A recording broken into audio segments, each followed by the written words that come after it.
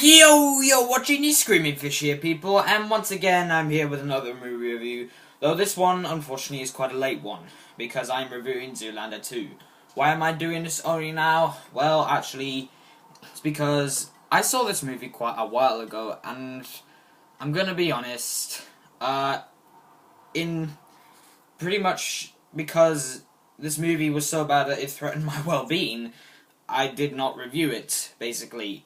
But the more I tried, I could not get the thought out of my head of how terrible this experience was. And I'm gonna be honest, this movie is probably the worst comedy I've ever watched in my life. And yeah, so I did not review this movie in favor of my well-being, because it was just such a bad experience. I just could not be asked to put it into words. But now I have the guts. I've waited a little while, so yeah, I'm gonna get this out of the way so I don't have to think about it any longer. And yeah, so here's a quick how do I say, like, summer up kind of thing of what my opinion is of this movie. It's not good. Quite terrible, actually. I haven't seen a comedy this bad since Jack and Jill. That's really saying something. And that is, yeah, this movie is just awful. I just cannot even describe the awfulness of it until today. So, without further ado, let's get into the actual review. So, former models Derek Zoolander, played by Ben Stiller, and Hansel, played by Owen Wilson, find themselves thrust back into the spotlight after living in seclusion for years. Invited to a major fashion event in Rome, the estranged friends are surprised to see how much the business has changed. Even more shocking is their encounter with Valentina Valencia, a special agent who needs their help. Someone is killing famous pop stars, and it is up to Derek and Hansel to help save the world's most beautiful people from a similar fate.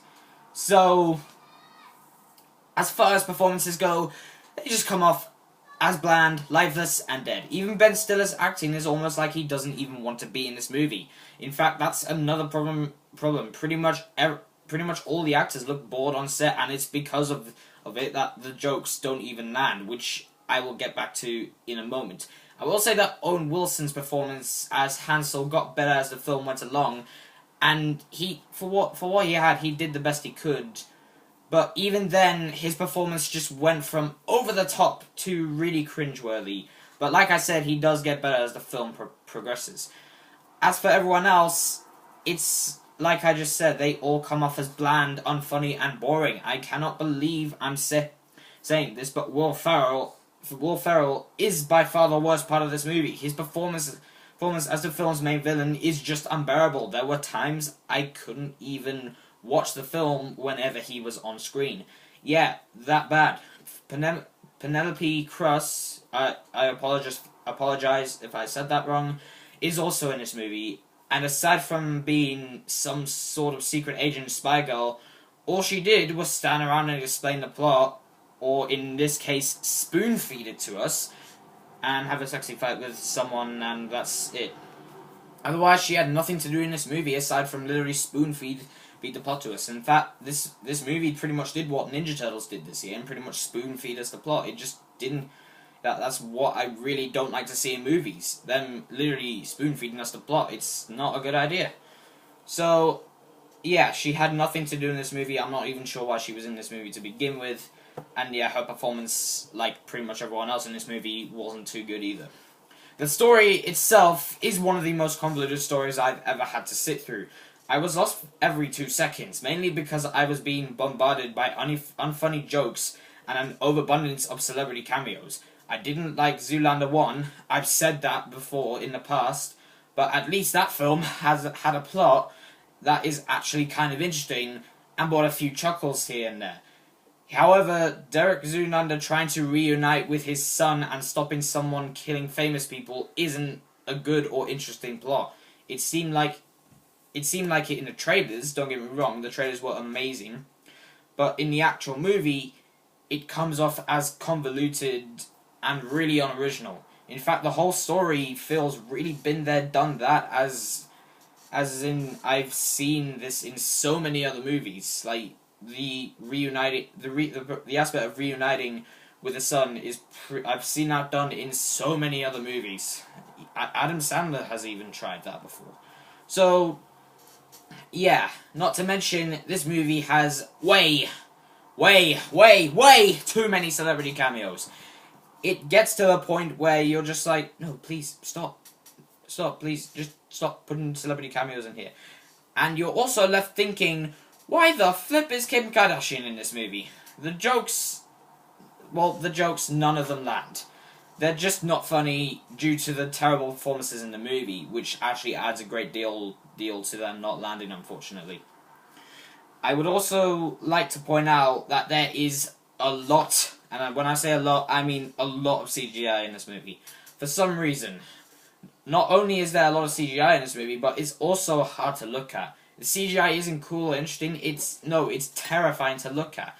They literally have an actor shrunk down to the size of an 11-year-old kid, and the CGI is beyond obvious, and I'm gonna be honest, it terrified the living flipples out of me.